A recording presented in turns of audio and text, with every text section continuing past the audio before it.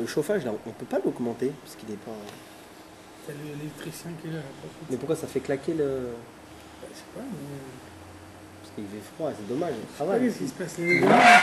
Ça L'année claque. dernière, il avait bien chauffé. Bien sûr, il marchait super bien. Hein? Non, mais c'est pas ça, Ouais, c'est que il ça... Il fait froid en ce moment. Non, non, c'est vrai, c'est vrai. Là, on a passé le vrai point. De toute façon, Ouais, mais ça pourra quand jamais il chauffer. fait très froid, avec un truc comme ça, tu peux rien faire. Tous les systèmes de chauffage qu'on a essayé, quand il fait très froid, ça va. Et celui qu'il y avait avant, là, comme ça chauffait bien, ça. C'est le gros, là. Quand je il y me avait rappelle, les- ça quand il y avait chauffait bien, les quand grands froids comme ça, ça n'a jamais chauffé. il faisait pas froid, quoi. Il faisait bon, il faisait pas congelé. Quand il y a eu les froids, là, C'est on avait ça, très froid. c'est un truc de C'est un froid et souffleur. chaud. Tous les trucs froid et chaud, quand il fait trop chaud ou trop froid, Il est parti, le beau-père, ça, quoi. Hein? C'est comme ça qu'on aurait c'est ça qu'on aurait dû avoir une artiste. Ça fait des éditions. Tu peux, hein? Non, Oui, je sais. Bien sûr que tu peux. non. Ça, c'est super, c'est de dire. Bien. Donc on est resté la dernière fois sur le lien des Hitkafia. On a vu que Hitkafia, c'est le service de Dieu de quelqu'un qui est pas un tzaddik, quelqu'un qui a du mal en lui. Donc ça veut dire le mal qu'il a en lui, il doit le transformer en bien. Une lutte permanente, puisque lui, il n'est pas un tzaddik, donc il faut qu'il lutte en permanence contre sa propre gashmiut. Donc on a vu un exemple de lutte, on ne peut pas se passer complètement de manger. Par contre, ce qu'on peut faire, c'est retarder le repas. C'est-à-dire on fait exprès de manger une heure plus tard. J'ai oublié de faire à la mercure. Ça m'a pris un peu à finir. Je peux le faire, là, maintenant? Pour manger une. Manger chez moi. Si?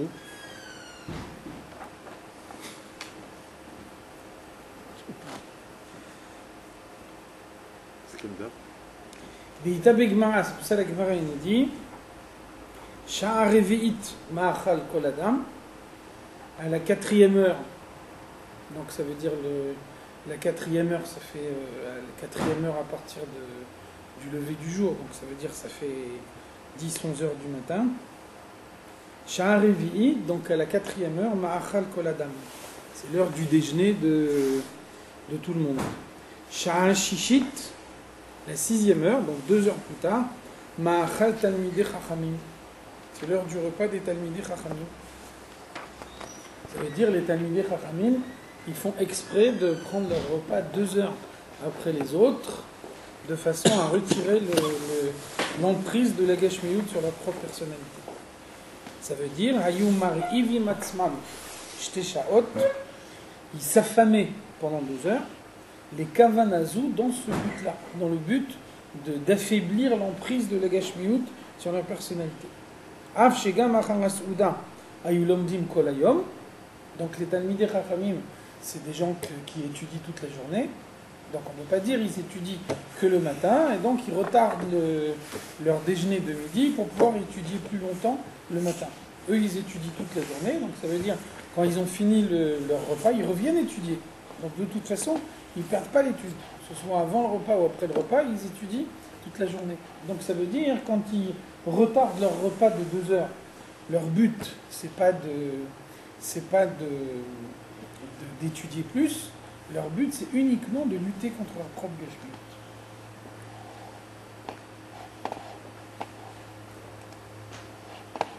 Vechen, de même également, im bolem piv, quelqu'un qui se ferme la bouche, mildaber dvarim chez libo mitave meod, de dire des paroles qu'on a très envie de dire.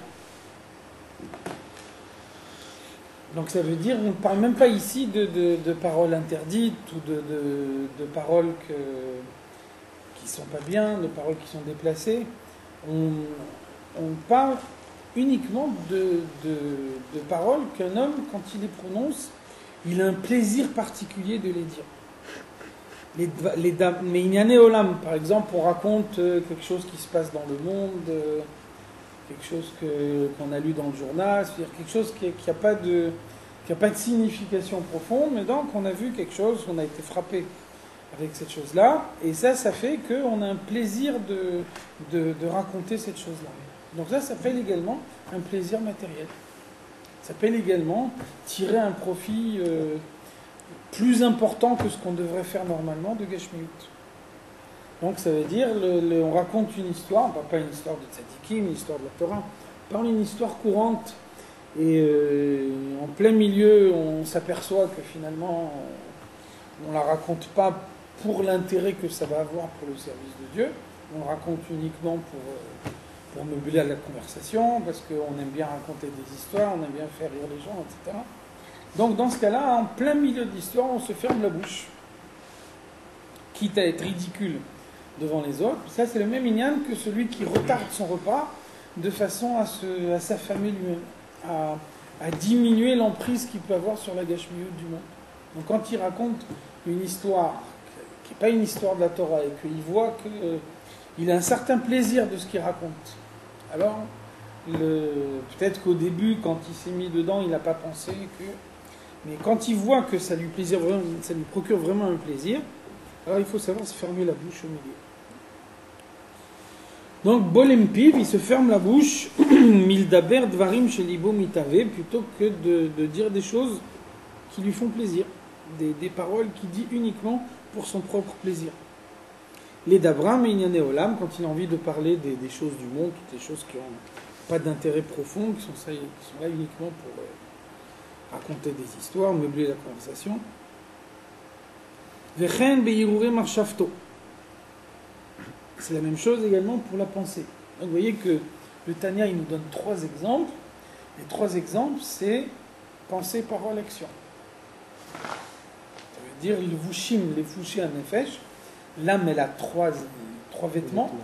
Les vêtements de l'âme, c'est ce qui lui permet d'être en contact avec l'extérieur. On est en contact avec l'extérieur par ses pensées, par ses paroles et par ses actions. Donc là, on a vu un exemple de hitkafia dans l'action, quelqu'un qui retarde son repas. On a vu un exemple de hitkafia dans la parole, quelqu'un il raconte une belle histoire, il voit qu'il a vraiment un plaisir de raconter cette belle histoire, donc il s'arrête en plein milieu, même si avec ça il est ridicule. Et donc maintenant, le 3e niveau, c'est hitkafia par la pensée. Yirure Marshafto, quelqu'un il a une pensée, il sait que cette pensée, on ne parle pas ici, encore une fois, on ne parle pas d'une pensée interdite, on ne parle pas d'une pensée qui est contraire à la volonté de Dieu. C'est clair que si on a une pensée qui est contraire à la volonté de Dieu, il faut la retirer immédiatement de son esprit. Là, il n'y a aucune possibilité de la garder dans son esprit. Par contre, si on a une pensée qui n'est pas directement liée au service de Dieu, sans être réellement interdite, alors si on veut adopter ce service de Dieu de hitkafia, si on veut arriver à rejeter de son comportement tout ce qui n'est pas directement lié au service de Dieu, donc là aussi il faut savoir repousser la pensée de son esprit, même lorsque ce n'est pas directement une pensée interdite. Donc vous voyez que le service de Dieu, c'est un combat. C'est un combat permanent. C'est un combat que on mène pas tous sur le même front, parce que des fois c'est dans un domaine, des fois c'est dans un autre domaine. Chacun a son domaine à lui dans lequel il sait qu'il a des difficultés, il sait que c'est ça ce que Dieu attend de lui. Et donc dans ce domaine-là, on doit être en permanence attentif. Chaque fois qu'on a une possibilité de réduire le mal au sein de sa personnalité, il faut le faire. La filou bemeat mizir, même si ce qu'on fait c'est uniquement un petit effort, quelque chose de réduit, malgré tout, dès l'instant où un homme il a envie de faire quelque chose, il est motivé uniquement par sa propre envie, pas directement lié avec le service de Dieu. Donc dès l'instant où il ne fait pas ce qu'il a envie, itkafia sitra achra letata, de cette façon-là, il repousse les limites du domaine du monde, du domaine du mal dans le monde, et la conséquence c'est que istalek ikara de kuchabrichu bdushato leela harbe. On arrive à dévoiler une grande lumière de Dieu on arrive à dévoiler largement la Kedusha de Dieu dans le monde. Donc ça veut dire, même quand un homme il fait un effort limité, cet effort limité, il est suffisant pour dévoiler une énorme lumière de Dieu dans le monde. Malgré tout, même si l'effort il est limité, dès l'instant où un homme il se bat contre lui-même, dès l'instant où il y a une lutte, c'est quelque chose qui n'est pas facile pour lui, parce que lui, de manière naturelle, il est attiré par les choses du monde. Donc dès l'instant où il lutte, la lutte, elle permet de dévoiler la lumière de Dieu. Donc vous voyez bien que l'idée qu'on dit ici, donc vous voyez que les trois exemples qui ont été choisis ici par le Tanya, j'ai envie de manger, je retarde un peu mon repas, je suis en train de raconter une belle histoire qui n'a aucun intérêt, je m'arrête en plein milieu, je ne finis pas, ou alors j'ai une pensée dans ma tête qui n'est pas directement liée au service de Dieu, qui n'est pas vraiment utile pour servir Dieu, donc je chasse cette pensée de ma tête, bien qu'elle ne soit pas une mauvaise pensée. Alors vous voyez qu'on ne parle pas ici de pratique des mitzvot. On ne va pas parler de respecter le Shabbat, ou de manger kasher, ou de mettre les tefillin. Un acte du service de Dieu qui est acquis, qui est devenu quotidien, qu'on a déjà intégré à son comportement. D'un côté, il s'appelle un acte du service de Dieu à part entière. D'un autre côté, à partir du moment où on ne fait pas d'effort, la lumière de Dieu qui est dévoilée de cette façon-là dans le monde, elle est très limitée. Ça veut dire aussi, surprenant que ça puisse paraître, quelqu'un il a faim et il retarde son repas d'un certain temps, la lumière qui va dévoiler dans le monde, par le fait d'avoir retardé son repas, ce sera une lumière beaucoup plus intense que celle qui dévoile au moment où il met les tefillin le matin. Pourquoi ? D'un côté, le fait de mettre les tefillin tous les matins, c'est une mitzvah de la Torah, c'est écrit dans Shulchan Aruch, alors que c'est pas écrit dans Shulchan Aruch qu'il faut retarder son repas. Donc vous voyez que le critère, c'est l'effort. À partir du moment où un homme il a acquis le comportement de mettre les tefillin tous les matins, pour lui ça devient, ça fait partie de son quotidien, ça fait partie de... Il ne se voit pas un jour ne pas mettre les tefillin. En même temps, personne ne peut se dispenser de mettre les tefillin. C'est écrit dans le Shulchan Aruch, dans le Chumash. Et en même temps, les tefillin qu'on met d'une façon acquise, sans avoir besoin de faire un effort, elles dévoilent dans le monde une lumière très limitée. Par contre, retarder son repas, c'est rien du tout. Raconter une belle histoire et s'arrêter en plein milieu, c'est pas grand-chose.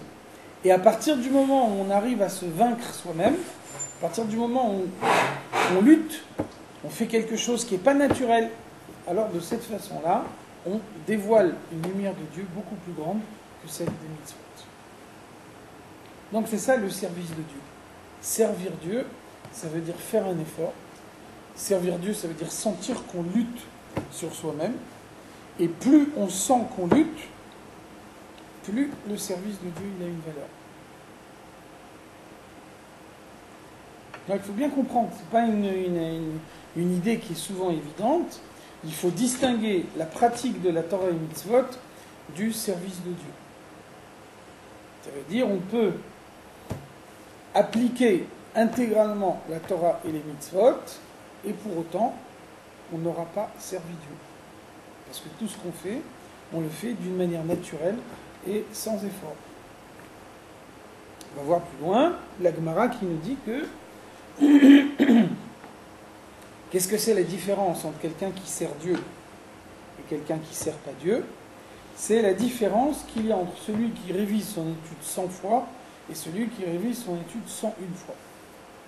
Donc la Gemara, à l'époque de la Gemara, on n'avait pas le droit d'écrire Torah Shebal Peh, la loi orale. Tout ce qui est oral devait à l'époque rester oral. Dvarim shenitnu al peh, i ata rachai le katvani. Tout ce qui t'a été dévoilé oralement, tu n'as pas le droit de l'écrire. Donc ça veut dire, dans les yeshivot à l'époque, celui qui enseignait, il enseignait oralement, et les élèves, ils devaient retenir oralement. Il n'y avait pas de livre qui circulait. Donc l'habitude, à l'époque, c'était de réviser son étude 100 fois. Ça veut dire que quand on n'a pas de livre, quand on n'a aucun support, donc on peut compter que sur sa mémoire. Donc pour être sûr d'avoir bien retenu une idée de la Torah qu'ils avaient étudiée ce jour-là et qu'ils n'avaient pas l'oublié, il a révisé 100 fois. J'ai une question.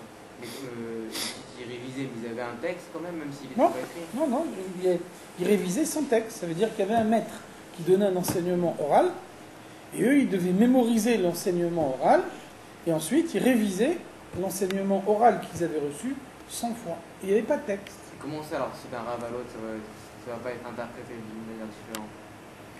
Alors ça veut dire que, vraisemblablement, effectivement, dans la Gemara, quand on voit que on rapporte, il y a deux personnes différentes qui rapportent l'enseignement du même Rav et qui le rapportent dans des termes différents, une des possibilités, c'est effectivement que la transmission n'a pas été bien faite. C'est comme ça, par exemple, qu'on peut comprendre qu'un des principes de la halakha, c'est que Yachid verabim halakha kerabim. S'il y a un seul qui donne un certain avis et puis tous les autres qui donnent un autre avis, à ce moment-là, on tranche la halakha d'après l'avis de la majorité. Ça veut dire que c'est très difficile de penser qu'il y en a un seul qui a bien reçu l'enseignement et que tous les autres, ils ont fait une erreur dans leur transmission. Donc ça veut dire, s'il y a un certain nombre de personnes qui disent d'une certaine façon et une personne toute seule qui dit d'une autre façon, on a tout lieu de penser que c'est celui qui est tout seul qui a une erreur de transmission. Donc c'est vrai que l'erreur de transmission, elle n'est pas exclue. C'est justement pour éviter au maximum l'erreur de transmission. Donc l'habitude à l'époque, c'était de réviser son étude 100 fois. Ça veut dire, le matin, ils entendaient le shiur du maître, et dans la journée, on révisait 100 fois ce qu'il avait dit pour être sûr de pouvoir comprendre. Donc la Gemara nous dit, qu'est-ce que c'est la différence entre quelqu'un qui sert Dieu et quelqu'un qui ne sert pas Dieu? C'est la différence qu'il y a entre quelqu'un qui révise son étude 100 fois et quelqu'un qui révise son étude 100 000 fois. Ça veut dire que, à l'époque où tout le monde révise l'étude 100 fois, réviser 100 fois, c'est la norme. Donc même si 100 fois, c'est énorme, celui qui révise 100 fois, il n'est pas sorti de l'habitude. Il n'est pas sorti de ce qui se fait couramment. Donc d'un côté, il a étudié la Torah. A priori, on peut penser que s'il a révisé 101 fois son étude, ça veut dire que toutes les précautions sont prises pour qu'il n'oublie pas ce qu'il a étudié. Et en même temps, dans la mesure où il n'est pas sorti de l'habitude, il a fait uniquement quelque chose d'habituel, on ne peut pas considérer qu'il a servi Dieu. Inversement, celui qui révise son étude 101 fois, on peut penser que la 101e fois, elle est négligeable par rapport aux fois précédentes. Il n'y a pas une différence fondamentale entre 100 fois et 101 fois. Mais donc, la 101e fois, elle permet de sortir de l'habitude. Dès l'instant où on n'est plus dans l'habitude, on fait quelque chose de nouveau.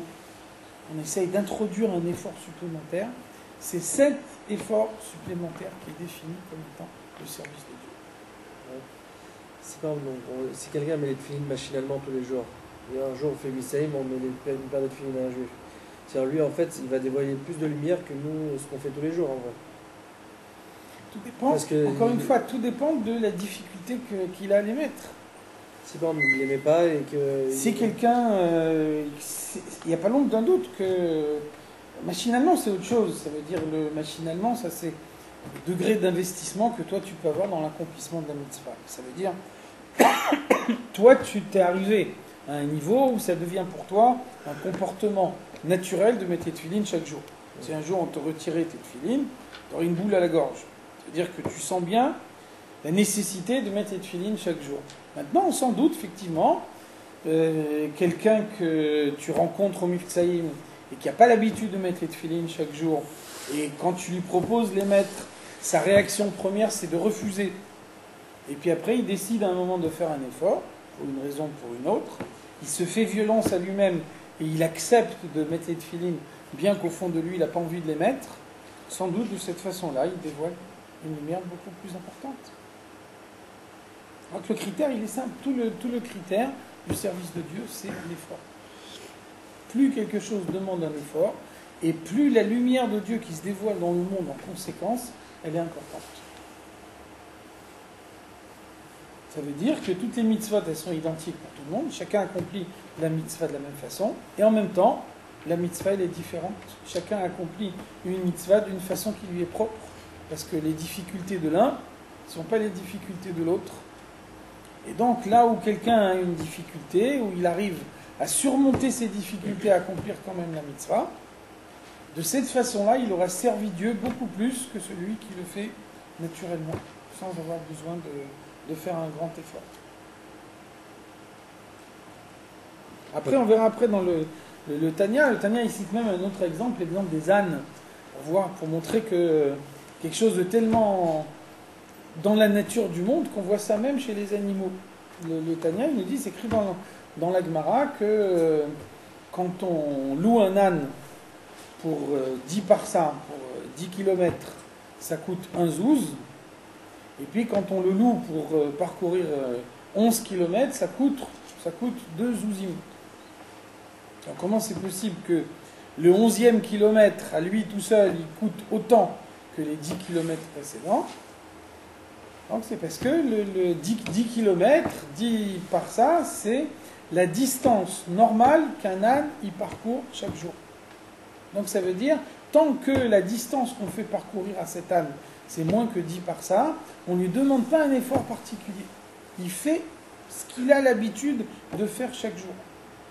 Par contre, quand on lui demande une 11e par ça, on lui demande de faire un effort supplémentaire par rapport à ce qu'il fait chaque jour. Et donc cet effort supplémentaire, à lui tout seul, il coûte autant que les 10 parsaot précédentes. Donc c'est ça la définition du service de Dieu. Servir Dieu, ça veut dire faire un effort, et l'intensité du service de Dieu, elle est mesurable à l'intensité de l'effort. Ce qui veut dire aussi que le service de Dieu, il évolue en permanence, parce que dans un premier temps, quand quelqu'un adopte une certaine pratique, au début ça va être difficile, au début il va devoir faire un certain effort, et puis après, au fur et à mesure, ça va demander de sa part de moins en moins d'efforts. Ce qui ne veut pas dire qu'il peut s'en passer, ou ce qui ne veut pas dire que ça n'a plus de valeur, mais ça veut dire que c'est intégré à son comportement. À partir du moment où c'est intégré à son comportement, ça s'appelle plus servir Dieu, et à ce moment-là, il faut chercher le service de Dieu ailleurs. Donc ça veut dire qu'on a tous les mêmes mitzvot, mais notre service de Dieu est différent. On a chacun un service de Dieu différent.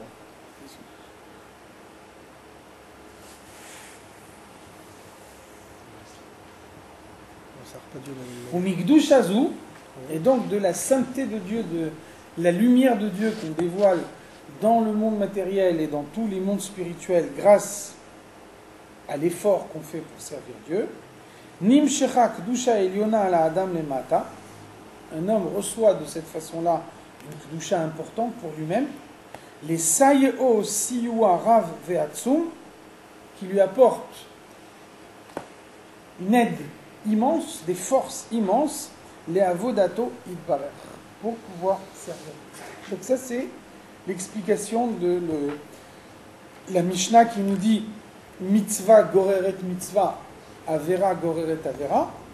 Donc c'est pas seulement un processus cumulatif. Si j'ai fait une mitzvah, je vais être conduit à faire encore une autre mitzvah.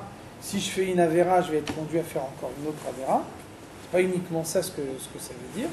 Mais ça veut dire que une mitzvah, un homme qui accomplit une mitzvah, il dévoile une certaine lumière dans le monde. Cette lumière l'aide pour que la mitzvah suivante soit beaucoup plus facile. Inversement, quelqu'un qui fait une avera, la avera, elle crée un lien entre lui et les forces du mal. Le lien qui est créé de cette façon-là entre lui et les forces du mal, il fait que la avera suivante, elle devient beaucoup plus facile. Donc c'est pas uniquement au sens numérique.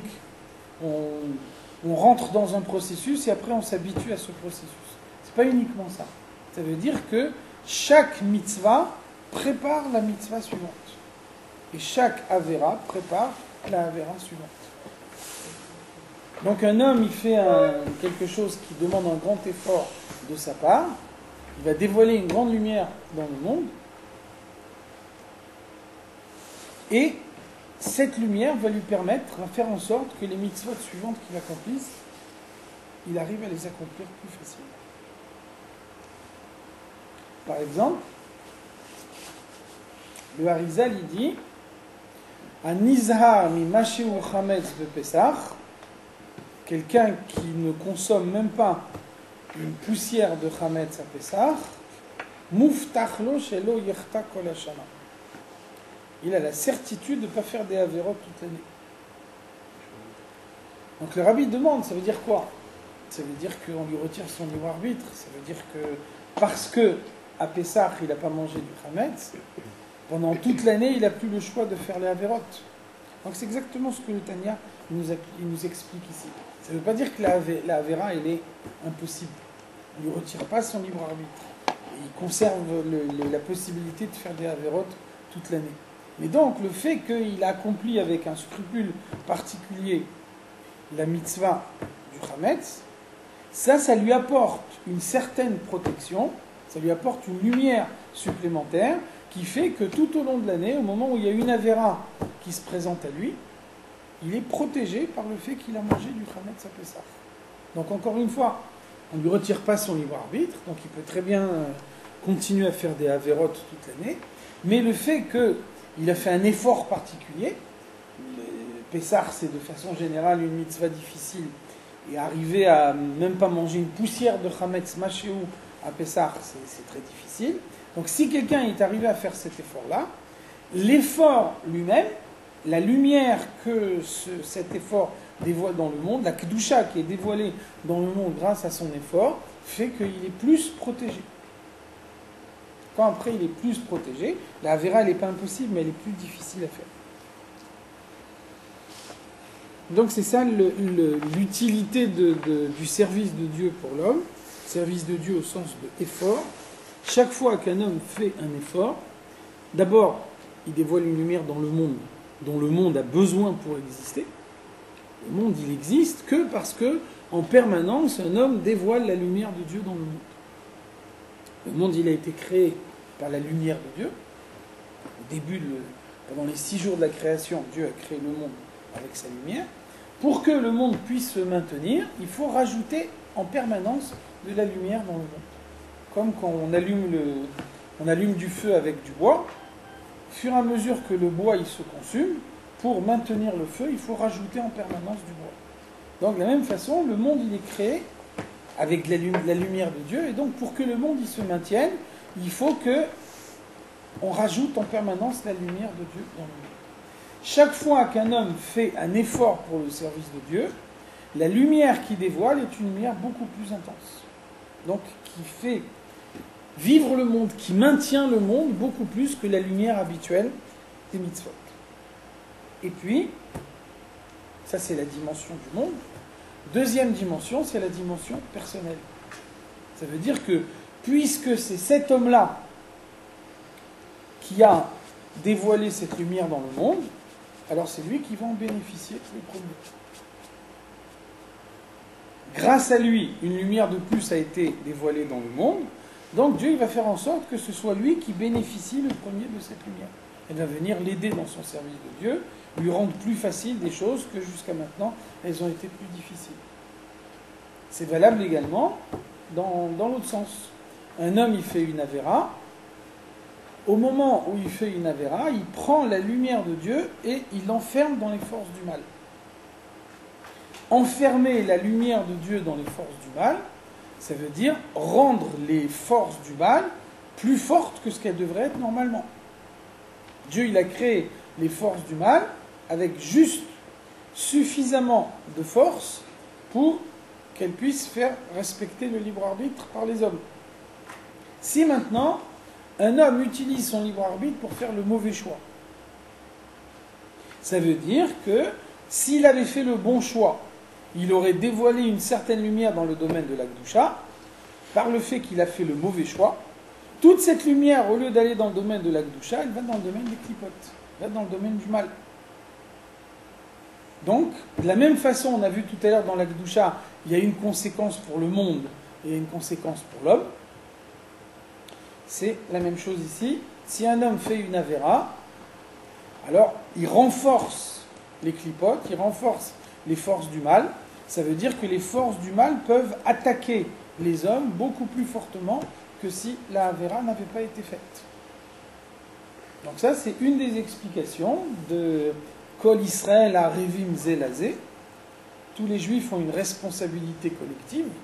Si je vois un juif qui fait une avéra et que j'ai la possibilité de l'empêcher de le faire, je suis obligé de l'empêcher de le faire. La responsabilité, ce n'est pas une responsabilité individuelle, c'est une responsabilité collective.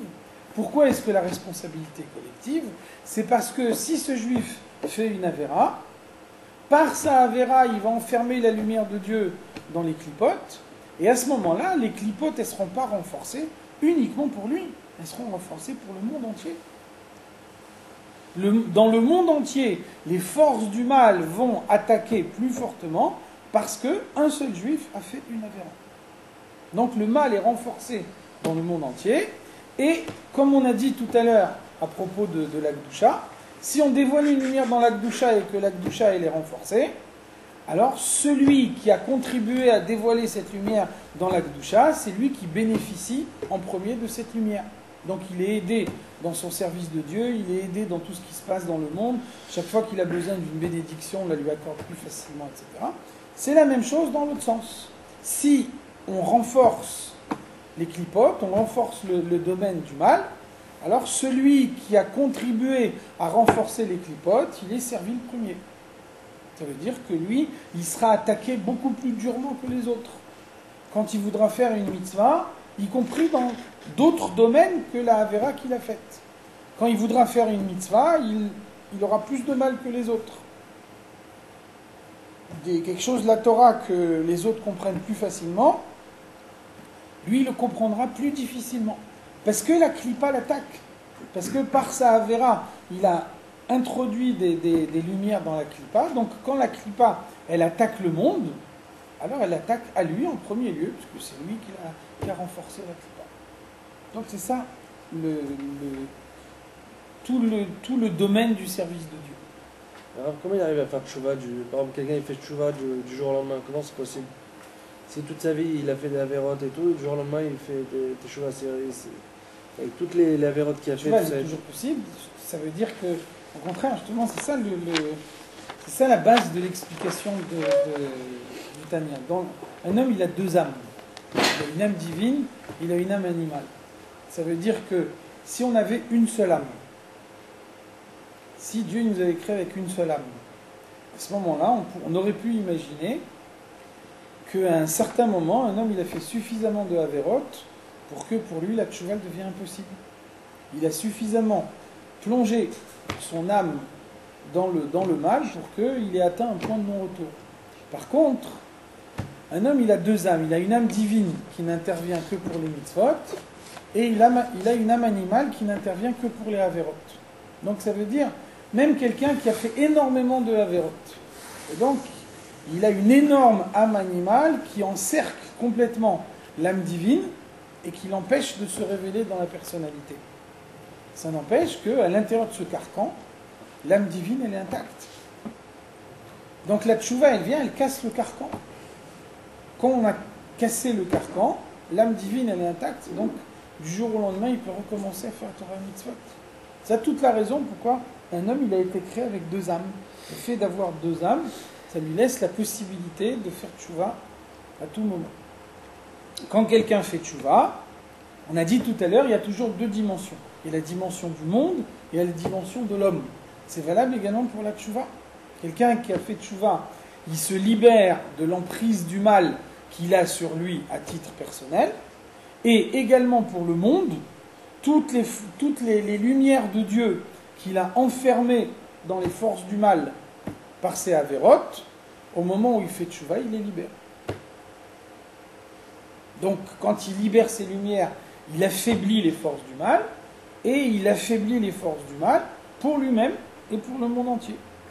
Et donc, toujours même raisonnement, comme c'est lui qui a contribué à affaiblir les forces du mal, c'est lui qui bénéficie en premier de cet affaiblissement des forces du mal, donc sa tchouva va lui permettre de faire plus facilement d'autres mitzvot, etc. Mais l'affaiblissement des forces du mal, c'est un affaiblissement pour le monde entier, pas uniquement pour lui.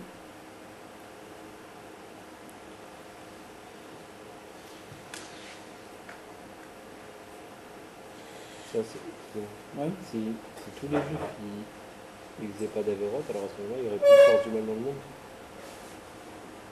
Enfin, elle serait plus active. Absolument, si les juifs ne faisaient pas de Haverot, ça veut dire que toutes les Neshamot recevraient l'élévation qu'elles doivent avoir. Si toutes les Neshamot reçoivent l'élévation, on rentre directement dans la période du Mashiach, et dès que le Mashiach vient, le mal disparaît. Mais est-ce qu'on peut permettre de recourber le mal avant même la venue de Mashiach? C'est-à-dire, est-ce que si il y a un moment donné où toutes les Neshamot elles font... Alors attention, on recourbe le mal d'ores et déjà maintenant. Simplement, avant que le Mashiach vienne, on ne voit pas avec nos yeux l'effet de ce qu'on a fait. Ça ne veut pas dire que la chose ne se fait pas. D'ores et déjà maintenant, chaque fois qu'on combat le mal il est repoussé du monde. Seulement, avant la venue du Mashiach, il y a un voile qui recouvre le monde, qui fait qu'on ne voit pas la conséquence de nos actes. Le fait qu'on ne voit pas la conséquence de nos actes, ça ne veut pas dire que les actes ils sont modifiés. Un aveugle, il ne peut pas dire parce que moi je ne vois pas la rue, c'est que la rue elle n'existe pas. La rue elle existe, simplement l'aveugle il ne la voit pas. Nous maintenant on n'a pas la possibilité, on n'a pas les yeux spirituels qui nous permettent de voir la conséquence de nos actes. Ça ne veut pas dire que nos actes ils n'ont pas une conséquence spirituelle. Donc d'ores et déjà maintenant on repousse le mal. Après, on arrivera à un certain moment où on aura suffisamment repoussé le mal pour que le monde soit prêt à la venue du Mashiach. C'est là que le déclic se fera. Et donc la venue du Mashiach, ça ne sera pas un passage d'une seconde à l'autre. C'est un passage progressif qui a commencé depuis la sortie d'Égypte et qui continue, qui progresse au fur et à mesure. Mais nous, on ne voit pas la progression. C'est pour ça que le Rabbi Maharash a une image pour expliquer cette chose-là. Le Rabbi Maharash, il dit, chaque fois qu'on accomplit une mitzvah, la lumière qu'on dévoile dans le monde, elle est mise dans un coffre. Chacun a son coffre personnel et chacun a dans la poche la clé de son coffre personnel. Donc ça veut dire, la lumière, elle se dévoile d'ores et déjà maintenant, mais elle est dans un coffre. Le coffre, il est fermé. Donc tu ne vois pas. Tu ne sais pas ce qui se passe. D'un autre côté, la clé du coffre, elle est dans ta poche. Donc ça veut dire, d'un côté, tu ne peux pas ouvrir le coffre, le moment n'est pas venu, mais d'un autre côté, tu sais que tu as les moyens de l'ouvrir. Et qu'au moment où tu l'ouvriras, tu vas voir tout ce qu'il y a à l'intérieur de ce coffre. Donc il y a d'ores et déjà maintenant un recul des forces du mal dans le monde. Et sinon on ne le voit pas, c'est parce qu'on n'a pas les moyens de capter. Ça ne change rien à la réalité. J'avais une question. Comme vous avez dit, chacun il a deux âmes. Maintenant, est-ce que c'est seulement les juifs ou les goïms aussi? Parce qu'ils ont des mitzvot. Alors les goïms, ils ont des mitzvot, ça veut dire que avec l'âme unique ils ont la possibilité également de faire des mitzvot. Ils ont une seule. Ils ont une seule âme. Comment on l'appelle? L'âme divine, c'est une parcelle de Dieu, et cette parcelle de Dieu, elle est donnée uniquement aux âmes juives. Mais ils n'ont pas la neshama. Comment on l'appelle l'âme qu'on les voit? La neshama, c'est une partie de l'âme. Dans l'âme, il y a nefesh, ruach et neshama. Neshama, c'est, disons, la partie intellectuelle de l'âme. Et donc, est-ce qu'ils ont les goïms Les goïms, ils ont l'équivalent de l'âme animale que nous, on a également. Et donc, dans l'âme animale, il y a des forces du mal dans lesquelles il y a également un peu de bien. on peut faire des mitzvot. Ça veut dire qu'un juif, par exemple, par exemple, la Gemara nous dit Shlosha simanim be'umazu. Les juifs, ils ont trois caractéristiques. Il y a trois qualités qui sont des qualités courantes du peuple juif. Rachmanim, baishanim, vegomle chassadim. Ils sont miséricordieux, ils aiment faire du bien aux autres, et ils sont humbles. Ça veut dire quoi? Ça veut dire que ça, c'est la qualité du peuple juif. Ça veut dire que ces trois qualités, elles ne viennent pas de l'âme divine, mais elles viennent de l'âme animale. L'âme animale d'un juif a en lui suffisamment de bien pour être à l'origine de ces trois qualités. Ça veut dire que même un juif qui fait toutes les avérotes possibles et imaginables, donc il empêche totalement la révélation de l'âme divine au sein de sa personnalité, avec son âme animale, il pourra déjà avoir ces trois qualités. Et donc c'est Et donc c'est valable pour les goïms. Les goïms, ils ont des mitzvot à accomplir. Donc il faut dire qu'avec l'âme animale d'un goï, il doit être en mesure d'accomplir les mitzvot qu'on attend de lui. Et après 120 ans, l'âme animale elle disparaît ou comment? L'âme animale, elle disparaît. L'âme animale, elle est matérielle, elle est appliquée au corps physique, donc l'âme animale, elle disparaît. Ce qui reste, c'est uniquement l'âme divine. Parce qu'on dit qu'il y a des goïms qui peuvent avoir Olam Haba. Alors comment est-ce qu'un goï il a Olam Haba? Ça veut dire que un goï qui accomplit pas ses mitzvot à lui, il a une âme animale qui est complètement impure. Lorsque son âme elle est complètement impure, ça veut dire que quand il meurt, son âme disparaît totalement. Il ne reste plus rien de lui.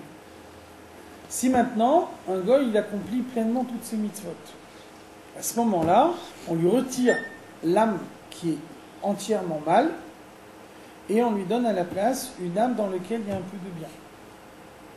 Quand il meurt, le mal de son âme disparaît, mais le bien reste. Et à ce moment-là, il peut revivre avec la partie de bien qu'il y a dans son âme. C'est la raison pour laquelle, à l'époque de la Gemara, quand il y avait des goïms qui voulaient accomplir leur mitzvot, on leur demandait de venir devant le Beddin et de s'engager devant le Beddin à accomplir leur mitzvot. Pourquoi? Parce qu'en fait, c'était un peu comme une conversion. De la même façon qu'un goy qui se convertit au judaïsme, au moment de sa conversion, on lui retire son âme de goy pour lui donner une âme de juif. De la même façon, un goy qui décide d'accomplir ses mitzvot, qui prend l'engagement d'accomplir ses mitzvot, on lui retire l'âme d'un goy dans lequel il n'y a pas de bien du tout, pour la remplacer par une âme dans laquelle il y a du bien qui lui permet de faire ses mitzvot. Mais donc c'est pas une âme divine. C'est pas une âme divine. L'âme divine, c'est une partie de Dieu, et l'âme divine, elle est uniquement dans le peuple juif. C'est pas que Naga, ça. Les Elushamrou Razal, donc c'est pour ça que les Chachamim nous disent Adam mekadesh atzmo me'at milmata, lorsqu'un homme se sanctifie un petit peu en bas dans le monde, mekachin oto harbe milmala, on le sanctifie largement d'en haut. Qu'est-ce que ça veut dire? La sanctification, kadosh, vous voyez que kadosh en hébreu ça veut dire saint et ça veut dire aussi séparé. La notion de kadosh en hébreu, la sainteté, c'est en fait un état de séparation. Quand on se marie, on dit Are at mekudeshetli. La Gemara nous dit qu'est-ce que ça veut dire mekudeshetli? Ça veut dire tu es interdite à tous les autres hommes. Tu es séparée de tous les autres hommes pour devenir ma femme. Donc il y a une notion la notion de sainteté est liée à la séparation, au fait de se séparer. Et même également, quelque chose qu'on offre au Beth Amikdash, ça s'appelle Hekdesh. Hekdesh, c'est la même racine que Kadosh. Donc un objet qui est offert au Beth Amikdash, ça veut dire un objet que c'est uniquement le Beth Amikdash qui peut l'utiliser. Plus personne n'a le droit d'en faire un usage personnel. Donc il est séparé de tout le monde. Ça c'est Kadosh. Donc dans la sainteté, il y a une notion de séparation. Donc c'est pour ça, c'est écrit dans la Torah, on dit Vehit Kadashtem, Vehitem Kedoshim, Vehit Kadashtem, vous ferez un effort par vous-même pour vous sanctifier, Vehitem Kedoshim, et la conséquence de cet effort, c'est que vous serez dans un niveau de Kadosh. Alors qu'est-ce que ça veut dire Kadosh? La Gemara elle explique Kadesh atzmecha bemutarlach. Sanctifie-toi en ce qui t'est permis. Apprends à te séparer de ce qui est permis. Ça veut dire la Kedusha, c'est pas ne pas manger taref. La Kedusha, c'est pas ne pas transgresser le Shabbat. La Kedusha, c'est pas se séparer de toutes les avérotes du monde. Ça, c'est le minimum de ce qu'un juif doit faire. Donc un juif, il peut accomplir pleinement toutes les mitzvot, et avec ça, il ne s'appelle pas encore Kadosh. Donc qu'est-ce qui fait qu'il s'appelle Kadosh? Be mutar lach. La Kedusha, c'est dans les choses qui sont permises. Ça veut dire manger un aliment qui est complètement cachère, et puis malgré tout, le manger uniquement pour son plaisir personnel, ne pas chercher à utiliser la force qu'on tire de l'aliment pour servir Dieu. Ça veut dire ne pas faire une avéra au sens strict, on n'a pas mangé taref, on n'a pas fait quelque chose de réellement interdit, et néanmoins, on ne s'est pas sanctifié. On n'est pas arrivé à se sanctifier, puisqu'on n'a pas utilisé chaque chose matérielle pour le service de Dieu. Donc c'est pour ça que la Gemara nous dit Kadesh atzmecha, dans quoi tu peux te sanctifier toi-même, be mutar lach, dans ce qui t'est permis. Même ce que la Torah te permet, il ne faut pas croire que parce que la Torah te le permet, c'est-à-dire que tu peux le faire n'importe comment, tout ce que la Torah te permet, il faut le faire uniquement dans une façon que tu te sanctifies, tu l'utilises pour le service de Dieu. C'est à ce moment-là que l'objet matériel ne te rend pas grossier. Autrement, l'objet matériel qui n'est pas utilisé de cette façon-là, il t'écarte de la volonté de Dieu, même s'il est totalement cachère et totalement conforme à la volonté de Dieu. Donc la Gemara elle nous dit Kadesh atzmecha b'mutar lach, tout ce qui est permis, il faut arriver à le faire dans une façon de sanctification. Et là le Tanya il nous ajoute quelque chose, c'est également les Chachamim qui nous disent Adam mekadesh atzmo me'at lemata. Un homme il fait un petit effort. Comme on a vu avant, l'effort, ce n'est pas nécessairement quelque chose d'énorme. Ça peut être un petit effort. Mais, mekachin auto arbe milmaala. À partir du moment où un homme il fait ce petit effort, eh bien Dieu lui envoie une immense sanctification d'en haut, à la mesure de l'effort qu'il a fait. Parce que il a fait quelque chose pour servir Dieu. C'est de cette façon-là que la lumière se dévoile dans le monde. Et le monde a besoin de cette lumière pour exister. La lumière qui se dévoile, elle est en fonction uniquement de l'effort de Dieu.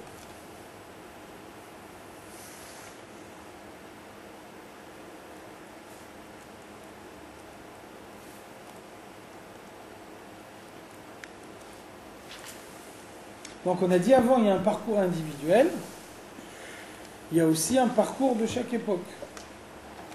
Par exemple, à l'époque de la Gemara, on attendait beaucoup plus des gens de l'étude de la Torah. À l'époque, il fallait faire descendre l'étude de la Torah dans le monde, donc il y avait énormément de gens qui étudiaient la Torah toute la journée. Il y avait des Chachamim qui se consacraient à l'étude du matin au soir. C'est-à-dire qu'on attendait, c'est-à-dire leurs Neshamot, elles étaient faites pour ça? Absolument, bien sûr. Leurs Neshamot, c'était des Neshamot plus élevés que les nôtres. Vous savez, il n'y a pas longtemps, il y a quelques années en Israël, ils ont creusé une autoroute et ils ont trouvé des corps, des restes de corps de l'époque du premier temple. Et les Chachamim, les Rabbanim, ils ont décidé qu'on ne peut pas les enterrer dans un cimetière normal. C'est des gens qui sont beaucoup plus hauts que nous, et donc on ne peut pas les mettre dans le même cimetière que les Juifs de notre époque. Il a fallu faire un cimetière à part pour les enterrer. C'est des gens qui rentraient dans le Beth Amikdash, qui offraient des sacrifices dans le Beth Amikdash, qui avaient une vision de Dieu dans le monde que nous, on n'a pas du tout. Donc ils avaient une élévation que nous, on n'a pas. Au point que les rabbanim considèrent qu'on ne peut même pas être dans le même cimetière. Donc les gens avaient une élévation que nous, on n'a pas. Et c'est eux qui ont fait descendre la connaissance de la Torah dans le monde. C'est à cette époque que la Mishnah, la Gemara, elles ont été rédigées. Ça veut dire qu'ils ont une clairvoyance, ils ont une vision des choses que nous, on n'est plus capable d'avoir maintenant. Et donc tous les textes qu'on a eus, ils ont été fixés à cette époque-là. Alors, ça ne veut pas dire qu'il n'y avait pas à l'époque des gens qui étudiaient pas la Torah de cette façon-là. Ça veut dire que la mission globale de l'époque, c'était l'étude de la Torah. Après, il y a eu le Harizal, quelques centaines d'années après. Le Harizal, il est venu montrer l'importance de la prière. Le Harizal, il a fait un sidour, il a expliqué de quelle manière prier, il a expliqué tous les chemins de la Kabbalah par lesquels la prière, elle passe. Donc le but de la prière, c'est de réveiller en soi les sentiments du service de Dieu.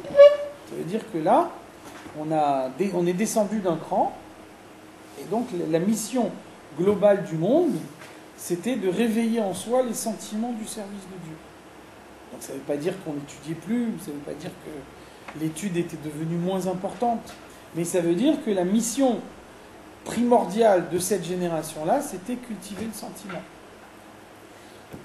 À notre époque, à nous, on a des moyens intellectuels beaucoup plus limités que nos ancêtres, on a des moyens émotionnels beaucoup plus limités aussi. Donc ce qu'on attend de nous, c'est l'action concrète. À une époque où on ne peut ni réfléchir ni ressentir, ce qu'on peut attendre de nous, c'est d'agir. C'est pour ça qu'on voit que, par exemple, les miftsaïm, le fait de favoriser l'action concrète, même chez d'autres juifs, ça s'est développé précisément dans notre génération. Alors que nos ancêtres ne le faisaient pas. Ça veut dire que nos ancêtres ne vivaient pas à une période de l'action.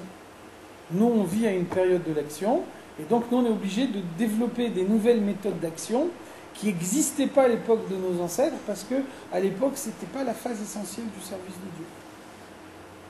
Nous, on est tout en bas, c'est compréhension, sentiment, action.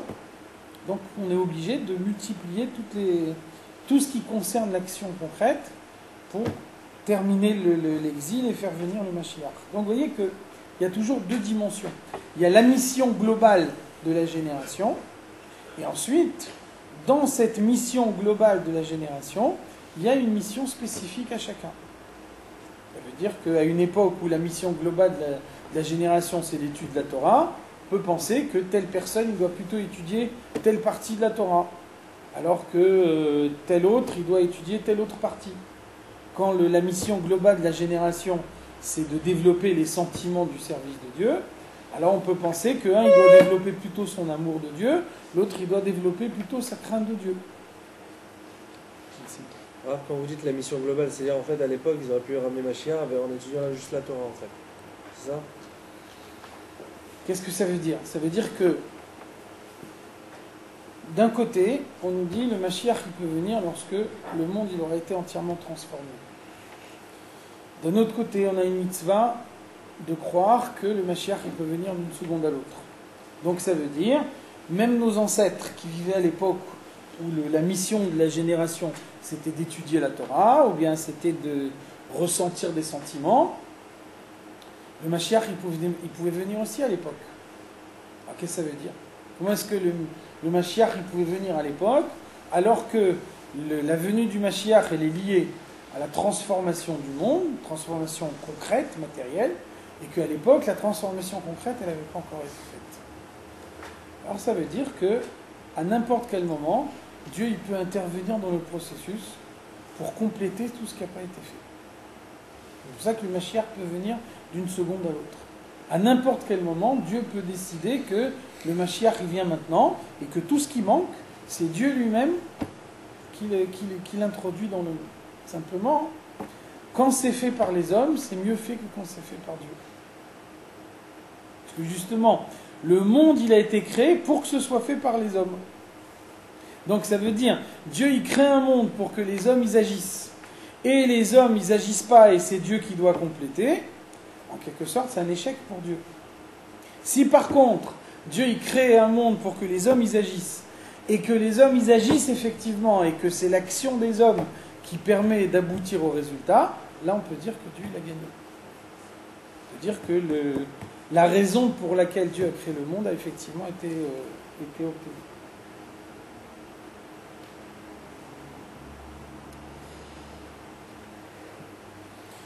Ou pirouj veit kadishtem, donc qu'est-ce que ça veut dire se sanctifier? Sheta'asu atzmechem kedoshim. Faites en sorte que vous-même, vous soyez kadosh.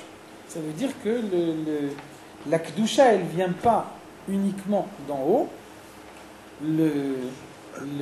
La kedusha, elle vient de l'effort qu'un homme y fait. Et c'est uniquement dans la mesure où d'abord l'homme il a fait cet effort qu'après, dans un second temps, il peut recevoir la kedusha qui lui vient de Dieu. C'est la raison pour laquelle il y a deux mots en hébreu qui veulent dire ça, kadosh et kodesh. Vous voyez que dans les deux, dans kadosh et dans kodesh, il y a un vav. Et des fois, kadosh ou kodesh c'est écrit sans vav, des fois c'est écrit avec vav. Donc et c'est le vav. Le vav c'est un réservoir qui est en haut et puis un tuyau qui fait descendre en bas ce qui est à l'intérieur du réservoir. Donc il y a des fois où la kedusha elle vient d'en haut, c'est Dieu qui la donne d'en haut, et il y a des fois au contraire il enlève le réservoir et c'est à l'homme de faire tout seul. Donc on a besoin des deux choses à la fois. Il faut qu'un homme il fasse son propre effort et c'est son propre effort qui lui révèle la possibilité pour lui d'être kadosh, et après Dieu lui donne la kedusha telle qu'elle vient d'en haut.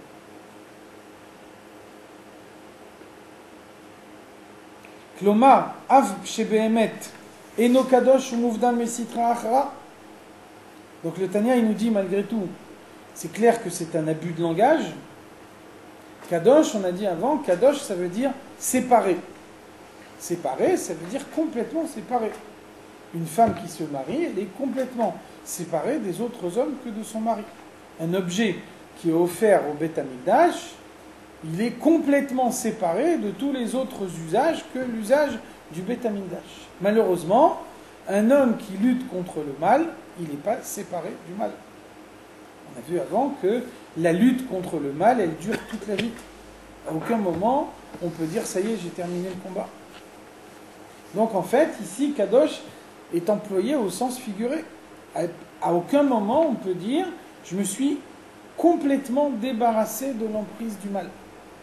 Même quelqu'un qui a fait un effort et qui a été vainqueur un jour, ça ne veut pas dire qu'il sera vainqueur le lendemain. La lutte est une lutte constante. Donc ça veut dire, même quand on a gagné la guerre, même quand on sent que l'effort il a été fructueux, malgré tout, yi betokfa obikvurata ketuldata. Le mal que l'homme a au sein de sa personnalité, il conserve toute sa force, comme au jour de sa naissance.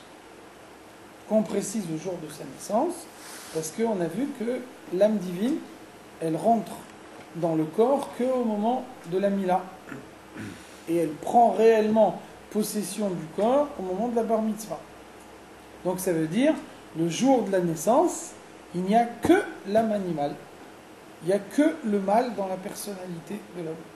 Comment le mal il peut faire vivre Comment l'âme animale elle a la possibilité de faire vivre Elle a toutes les capacités pour faire vivre. L'âme animale, c'est une âme à part entière. Il y a bien une parcelle de divinité qu'à l'intérieur. Bien sûr, comme tout ce qui existe n'existe que par la force de Dieu qu'il a en lui. L'âme animale, elle a en elle suffisamment de force de Dieu pour faire vivre. Et au contraire, l'âme animale, elle fait vivre, entre guillemets, mieux que l'âme divine, parce que l'âme divine, elle te demande quelque chose en échange. Elle te demande d'accomplir les mitzvot, elle te demande un effort. Et donc, quelqu'un qui ne fait pas cet effort, on réduit ce qu'on lui donne en conséquence. Par contre, l'âme animale, elle ne te demande rien en échange. Donc, elle peut donner largement à tout le monde. Et l'âme divine, elle s'introduit un instant avant la Mila ou un instant après la Mila? Elle s'introduit au moment de la Mila, mais même quand elle s'introduit au moment de la Mila, elle ne prend pas encore possession du corps. Si elle prenait possession du corps, on demanderait à un enfant de faire les mitzvot. Si on ne demande pas à un enfant de faire les mitzvot, c'est parce que l'âme divine qu'il a en lui, elle n'est pas encore pleinement révélée. Après, 13 ans plus tard, au moment de la bar mitzvah, là, l'âme divine, elle se révèle pleinement. Et c'est à ce moment-là seulement qu'on lui demande de faire les mitzvot. Si on lui demande de faire les mitzvot avant, il n'a pas les moyens. Pour qu'il puisse faire les mitzvot, il faut qu'il ait pleinement toutes les forces de son âme animale et toutes ses forces de son âme divine. Si l'âme animale, elle fonctionne parfaitement, mais que l'âme divine, elle ne peut pas dévoiler ses forces, Alors il n'a pas d'équilibre dans sa personnalité qui lui permet de faire les mitzvot. C'est pour ça qu'on ne lui demande pas de le faire. Et une fille, ça vient quand Une fille, c'est la Gemara nous dit le Isha qui mehila damia. Une femme, elle est considérée comme ayant eu la mila depuis sa naissance. Ça veut dire que, par exemple, c'est écrit que pour manger du Korban Pessah, il faut avoir eu la mila. Donc la Gemara, elle nous dit qu'est-ce qu'on fait avec une femme.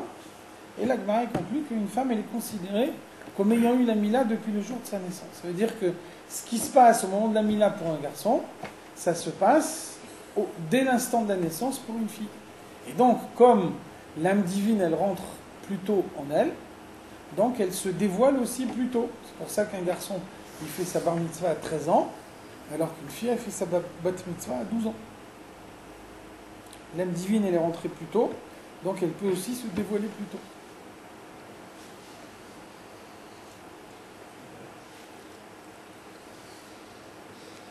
Donc c'est pour ça qu'un enfant dans la Torah, il s'appelle Nahar. Nahar, ça vient de l'Enaher, qui veut dire bouger. Donc il y a un verset qui nous dit Yetzer leva Adam ra minurav. Le cœur du penchant de l'homme est mauvais depuis qu'il est enfant. Et la Gemara, elle nous dit que ça veut dire minurav, depuis qu'il est enfant, c'est Misheninhar latset mimee imo. Dès l'instant où il commence à bouger pour sortir du ventre de sa mère. Donc ça veut dire, à l'instant précis de la naissance, l'âme animale, elle rentre dans le corps.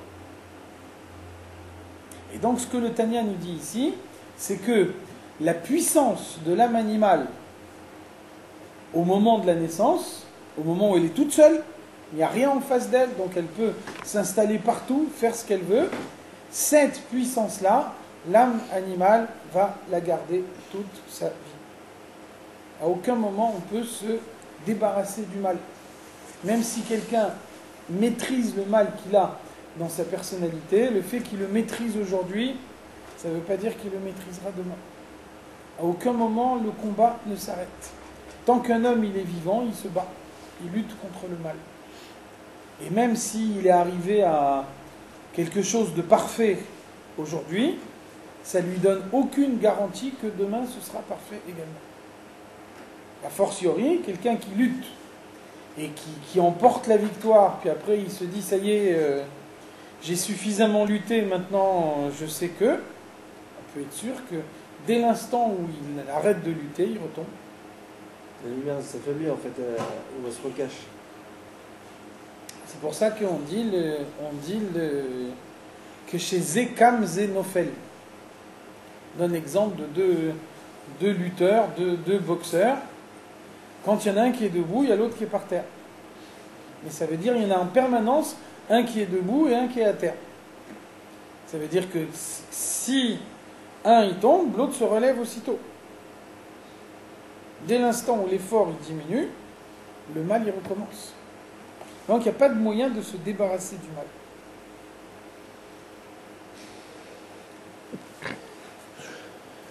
Bechalal asmoli, donc le mal, il reste en permanence dans le côté droit, le côté gauche de sa personnalité. Tout le côté droit de la personnalité, c'est le sang qui a été déjà purifié. Ça correspond au bien qui circule dans la personnalité. Tout le côté gauche de la personnalité, c'est le sang qui n'a pas encore été purifié. Donc ça, c'est la présence du mal au sein de la personnalité. Donc on a dit, quelqu'un qui n'est pas né un tzaddik, toute son ambition c'est d'être un Beinoni. Un Beinoni, c'est quelqu'un qui se maîtrise en permanence. Mais donc se maîtriser, ça veut dire que le mal conserve toute sa force. Dire que le mal conserve toute sa force, ça veut dire qu'à n'importe quel moment, il peut refaire surface. Donc il n'y a pas d'autre moyen que de lutter en permanence. Et qu'est-ce que ça veut dire lutter? Ça veut dire lutter là où c'est le plus dur. Plus la lutte, elle est difficile, et plus on peut être sûr que c'est ça ce que Dieu il attend de soi. Il y a qui peuvent naître tzaddik. Pardon? Vous avez dit il y en a qui peuvent naître tzaddik. Bien sûr, un tzaddik, quelqu'un qui est tzaddik depuis sa naissance. On est en Pas devenir. On ne peut pas devenir tzaddik. Tout ce qu'on peut être, c'est un Beinoni. Ce que le Tanya appelle un Beinoni, c'est quelqu'un qui a un comportement d'un tzaddik, c'est-à-dire quelqu'un qui ne fait jamais de faute, quelqu'un qui accomplit pleinement la volonté de Dieu dans tout ce qu'il fait, simplement. Le tzaddik, c'est quelqu'un qui n'a pas de mal dans sa personnalité, et donc tout ce qu'il fait, il le fait naturellement, alors que le Beinoni, c'est quelqu'un qui lutte en permanence. Le résultat qu'il a obtenu, c'est le résultat de ses efforts qu'il a fait jusqu'à maintenant, et donc il est dans un état de lutte permanente. Parce qu'au moment où il arrête de lutter contre le mal il revient aussitôt. Un Benoni peut mériter une âme de tzaddik après. Benoni peut mériter une âme de tzaddik, beprinat ibour, mais c'est difficile. Ça ne veut pas dire que son âme, elle disparaît complètement. Ça veut dire que on place une âme à l'intérieur de la deuxième âme. Ibour, ça veut dire la gestation. C'est comme une femme qui est enceinte. Une femme qui est enceinte, elle a une deuxième personne à l'intérieur d'elle-même. De la même façon, on peut avoir une neshama à l'intérieur de sa propre neshama. Donc ça veut dire la deuxième neshama, elle vient compléter la première pour lui donner des forces supplémentaires. Vous avez sans doute entendu parler du dibouk. Le dibouk, ça veut dire il y a deux neshamot à l'intérieur d'un même corps, et les deux neshamot, elles sont en conflit. Ça veut dire que, en général, le dibouk, c'est une punition. Ça veut dire que... On parle de Nefesh Eloki dans ce cas-là On parle de Nefesh Elokit. De Nefesh Quelqu'un Elokit. Mais quoi, c'est une punition ça Quelqu'un qui a tué, par exemple, un crime, on peut imaginer qu'on permette à la neshama de celui qui a été tué de rentrer dans le corps de celui qui l'a tué. Ouais, Pour, c'est comme ça qu'on explique Il y a deux Nefesh Ebamis, deux Nefesh Elokit, ou il y a que deux Nefesh deux Nefesh Elokit, mais un qui est contre l'autre. C'est comme ça qu'on explique souvent ceux qui ont ceux qui ont des problèmes psychiques, ils ont souvent un dédoublement de la personnalité. La schizophrénie, ça peut être ça Hein? Schizophrénie, Non, la ça peut être- schizophrénie, c'est un état permanent. Mais il y a un dédoublement de la personnalité. C'est le Dr. Jekyll et Mr. Hyde. Ça veut dire, on peut imaginer à un moment une personne qui est très douce, etc. Et juste après, elle commence à hurler et on a du mal à croire que c'est la même personne. Donc ça peut être une des explications. Ça veut dire que quand elle est calme, c'est sa propre neshama qui dirige son corps. Quand elle est en état de surexcitation, c'est la neshama qui est là pour la troubler qui dirige son corps. Donc ça veut dire le fait d'avoir deux neshamot dans le corps, ça peut avoir pour conséquence qu'une neshama elle est en conflit avec l'autre. Donc ça peut être aussi le contraire, ça veut dire une neshama elle vient renforcer l'autre et lui donner des possibilités qu'elle n'a pas. Maintenant, même lorsque une neshama d'un tzaddik elle est donnée biprinat ibour, ça veut dire malgré tout que la neshama essentielle, c'est celle qu'on a depuis sa naissance. Donc la neshama qui est donnée pour compléter, elle est là à titre de complément. Elle ne deviendra jamais la neshama essentielle. Le tzaddik, il a une neshama particulière alors. Le tzaddik, il a une neshama de tzaddik. Le tzilot. Il est tzaddik depuis l'instant de sa naissance. Il n'a pas la même perception du monde que nous. Le monde, il est conçu avec un voile qui vient des choses du mal. Le tzaddik, il ne subit pas ce voile. C'est pour ça qu'il voit des choses que nous, on ne voit pas. C'est pour ça qu'il peut donner des brachot. C'est pour ça qu'il peut conseiller, il peut répondre à des questions d'une manière que nous, on ne peut pas faire. Parce que il ne voit pas la même chose que nous. Et comment on sait que quelqu'un est tzaddik ou pas? Lui, il le sait, il n'y a pas de doute. Il n'a pas de doute parce que il ne voit pas le monde de la manière dont nous, on le voit. Il y a quelqu'un qui dort toute la journée, ils sont à armes légales, non? Et Quelqu'un qui dort toute la journée. Kini. Non, c'est-à-dire, il n'y a pas de lutte. il n'y a pas de lutte, mais il n'y a pas de gain non plus. T'as rien fait. T'as rien obtenu, t'as rien fait de ta vie. Sarah qui dort.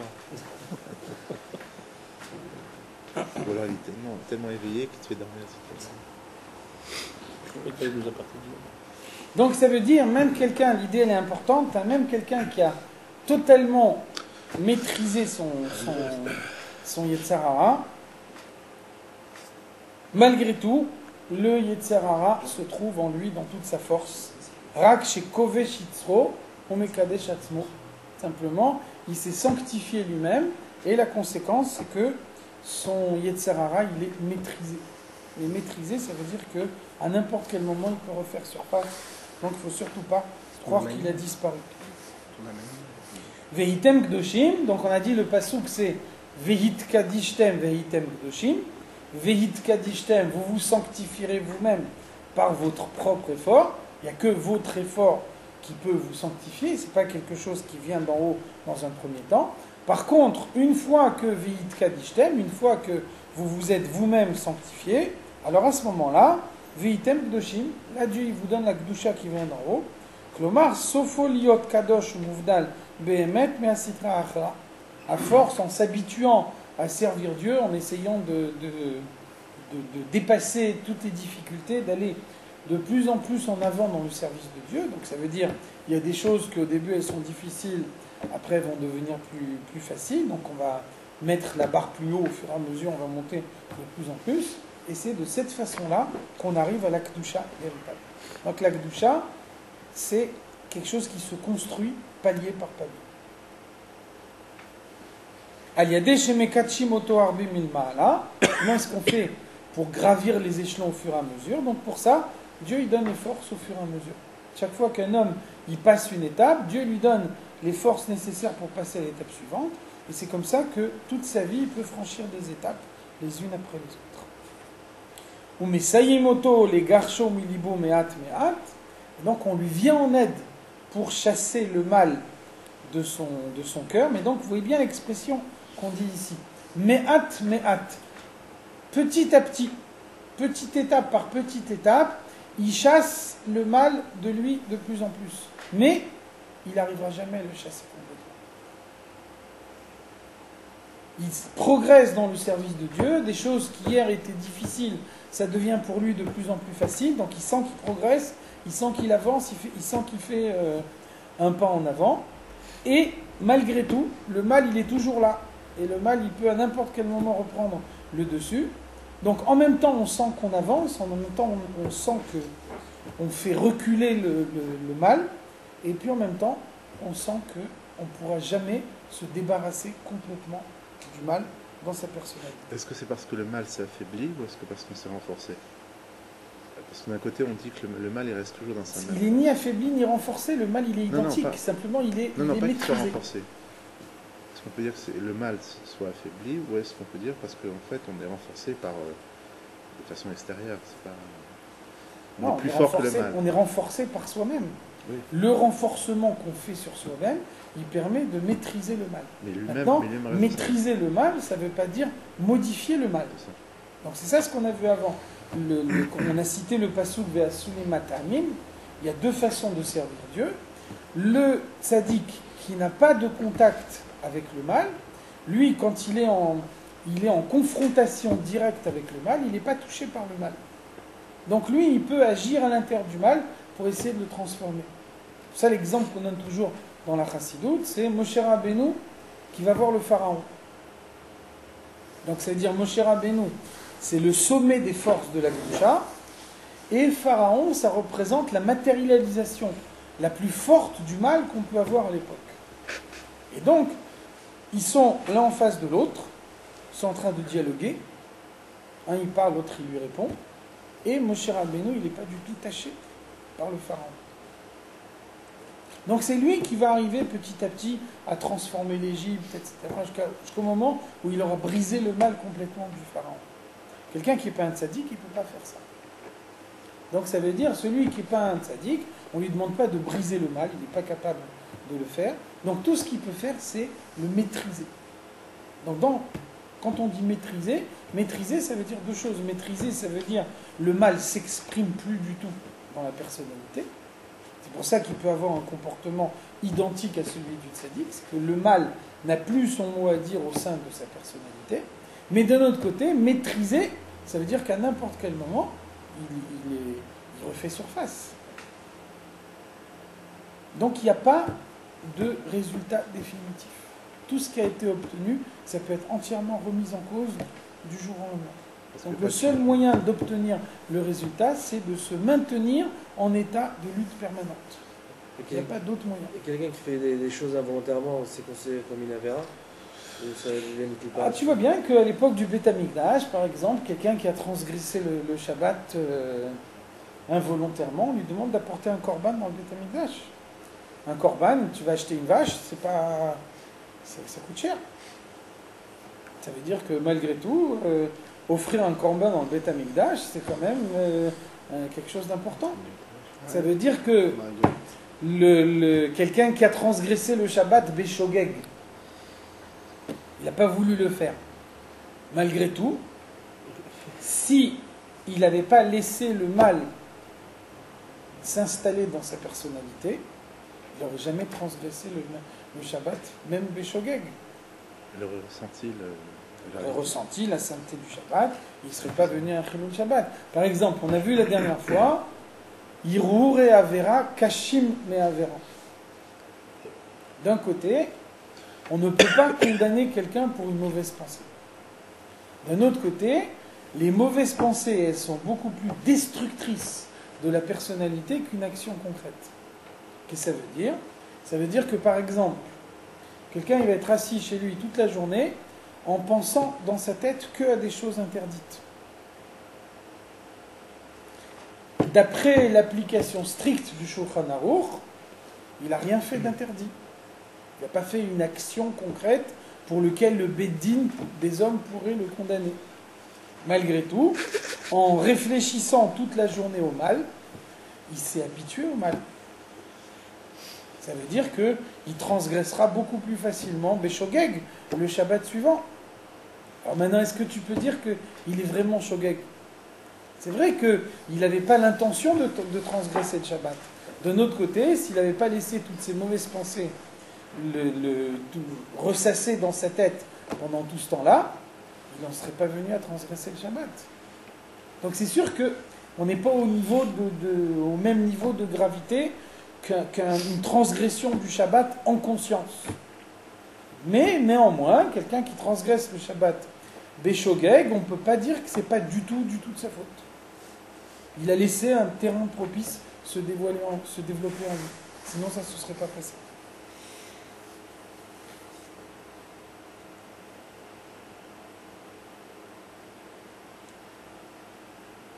Donc la même idée,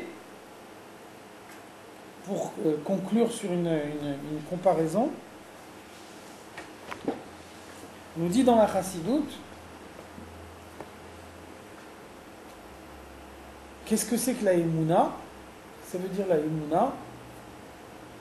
La Chassidoute, elle nous dit, un homme, il peut s'investir profondément que dans quelque chose qu'il a bien compris. Quand on ne comprend pas, on demande à quelqu'un de faire quelque chose et puis ne t'occupe pas de l'explication. Bon, c'est très difficile d'arriver à s'impliquer dans quelque chose qu'on n'a pas du tout compris, comme si on l'avait compris. Donc c'est pour ça que le Dieu il nous a donné quelque chose qui s'appelle la Emouna, qui permet, parce qu'on ne veut pas tout comprendre, la Emouna, elle nous permet de faire ce qu'on n'a pas compris, avec autant d'intensité que si on l'avait compris. Qu'est-ce que ça veut dire ? Ça veut dire un enfant, il vient de naître, un enfant, il commence à aller à l'école, c'est son premier jour d'école, donc pour l'instant, il ne connaît rien. Il ne sait rien. Donc lui, il fait tout par Emouna. Il ne va pas tout lui expliquer le premier jour où il va à l'école. Donc dans un premier temps, on va lui dire, fais ça, ne fais pas ça, ne fais pas ça, fais ça. Il n'a aucune explication. Et il fait ce qu'on lui dit. Donc ça veut dire que lui, il a une émouna intégrale sur la totalité de sa personnalité. Et puis après, il va commencer à étudier. Et au fur et à mesure qu'il étudie, il y a des choses qu'il ne comprenait pas et qu'il commence à comprendre. Ça veut dire des choses que jusqu'à maintenant, il faisait par émouna, et qu'à partir de maintenant, il n'a plus besoin de faire appel à la émouna parce qu'il les comprend. Toute sa vie, même quand il sera sorti de l'école, il sera sorti de la yeshiva, il va continuer à étudier la Torah. Au fur et à mesure qu'il étudie la Torah, tout au long de sa vie, il y a des choses qu'il va comprendre, et donc il va remplacer la Emouna par sa compréhension. Jamais il pourra dire « j'ai tout compris, j'ai plus besoin de Emouna ». C'est impossible. Un homme, il a toujours besoin de Emouna. Il ne pourra jamais arriver à la situation où on peut dire « j'ai tout compris ». Donc c'est quoi le but de la vie? Le but de la vie, c'est de repousser les limites de la Emouna le plus loin possible. En sachant qu'on ne les fera jamais disparaître complètement, mais on étudie la Torah, et au fur et à mesure qu'on étudie la Torah, on remplace de la Emouna par de la compréhension. Et tout au long de sa vie, on comprend de plus en plus au fur et à mesure qu'on étudie, et donc on fait reculer la Emouna de plus en plus. Mais à aucun moment, on pourra dire qu'on a entièrement chassé la Emouna, à partir de maintenant on comprend tout. Personne ne peut dire ça. Donc ça c'est exactement la même chose que ce qu'on dit ici, c'est exactement la même chose pour le service de Dieu. Un homme il fait un effort, cet effort lui permet de maîtriser le mal. Grâce à cet effort, il va pouvoir maîtriser le mal à un niveau plus élevé. Et donc le but de la vie, tout au long de sa vie, c'est de repousser le plus loin possible la maîtrise du mal. En sachant qu'on n'aura jamais maîtrisé le mal intégralement. Le mal, il reste toujours ce qu'il est. Personne ne peut dire « moi, je me suis totalement débarrassé du mal ». C'est impossible. Le mal, il existe toujours et à tout moment, il peut réapparaître. Donc le seul moyen, c'est de maintenir l'effort en permanence et grâce à l'effort permanent, de repousser la limite du mal le plus loin possible.